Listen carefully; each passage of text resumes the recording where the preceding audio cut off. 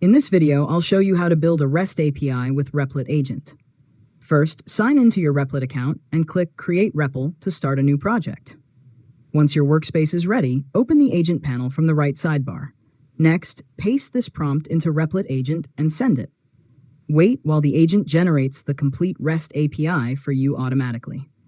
After that, review the generated files and accept the suggested changes. Once everything has been applied, click Run to start the API. Now test your API endpoints using a tool like Postman or Insomnia.